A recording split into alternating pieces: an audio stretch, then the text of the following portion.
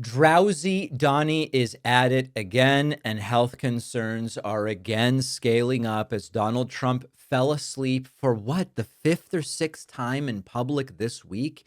This time it was during the signing of a peace agreement between Rwanda and the DRC. This happened just days after Trump fell asleep 3 or 4 times during a televised cabinet meeting. Trump again dozing off during the ceremony, sitting right there inside the U.S. Institute for Peace Building minutes after he was bragging about the deal. And while the presidents of Rwanda and the DRC were speaking, Trump visibly closing his eyes, head drooping, completely checked out. So I'm going to show you the footage here. This is not a brief blink. This is a guy whose body is forcing him to shut down. And by the way, this was not like hours during which Trump had to be here. This was an important, high stakes, 15-minute event. And you have to ask, what is wrong with Trump? Take a look at this. If you're only listening today, Trump is falling asleep as we are listening to speakers. On the road ahead, there is no doubt about it. Rwanda, I know, will not be found wanting. All right. And then we have a more zoomed in view. Lest there be any doubt about Trump just struggling, swollen, eyes almost completely shut as a baseline, and then falling asleep. In resolving the underlying issues. President Trump introduced a new and effective dynamism. And as you see Trump's head starting to go down and he catches it. That created the space for breakthroughs. His approach is even-handed. Oh, boy. Never. So listen, this is not about shaming an elderly man. This is about hypocrisy when it comes to what we heard about Biden for 4 years. And it is also about public safety and basic executive competence, because there's a documented pattern here. We know the New York Times finally reported about Trump's physical and mental decline.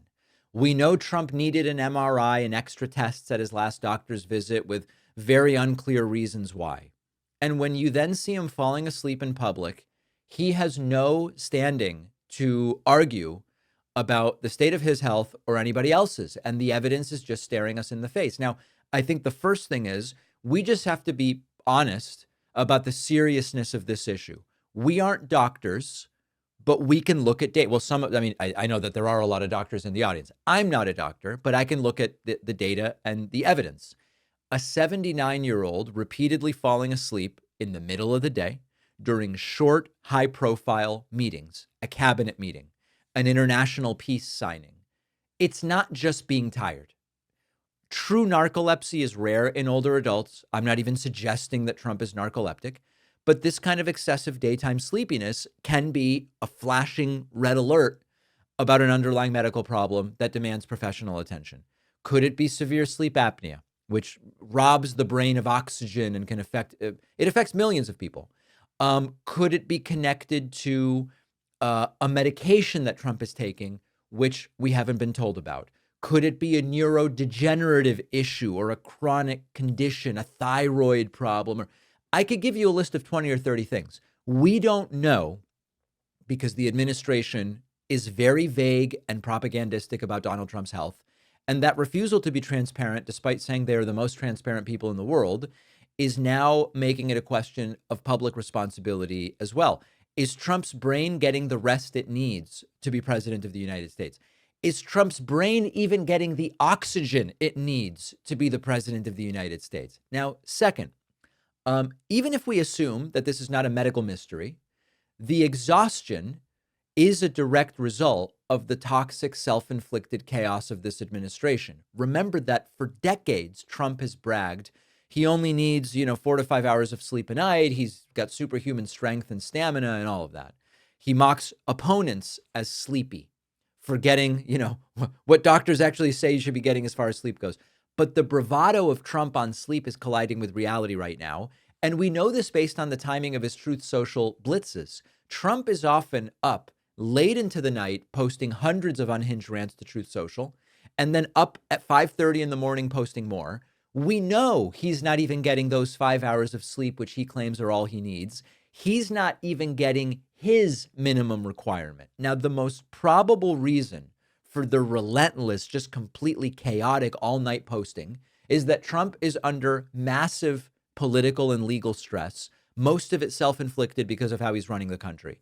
He knows his presidency is under threat from within and from without, and he is desperate to control a narrative that is spinning away from him when it comes to war crimes, when it comes to all these different things. And so I think that there are 3-4 different layers here, but the guy cannot stay awake. And just imagine if this were Biden. Now, Trump is aware of the growing focus from legacy and corporate media on his health, and he doesn't like it. All right, so we all know Alexa listens to us, recommends products based on our conversations. Meta retargets us based on our browsing and engagement history. Have you wondered what ChatGPT and Claude are up to with your conversations? We feed so much of our information to these AI chatbots, thoughts, dreams, sensitive questions, business ideas. They take the information, tie it to your identity, and they can sell that to third parties and governments. ChatGPT has the former director of the NSA on their board right now. That doesn't feel awesome. It took us a long time to truly understand what social media companies were doing with our data. We don't have to make the same mistake with AI. And that's why I've started using Venice AI, a generative AI platform that is private and permissionless. They don't spy on you. Venice AI won't censor the AI. They have a safe mode, which you can turn off for both text and image generation. Messages are encrypted. Your conversation history is only stored on your browser. I love the Pro plan because I get upgraded features like uploading files, unlimited text prompts. Check it out. If you want to use AI without censorship or fear of handing over your most intimate thoughts to a corporation or the government, go to venice.ai/Pakman and use code Pakman to get 20% off their Pro plan. The link is in the description.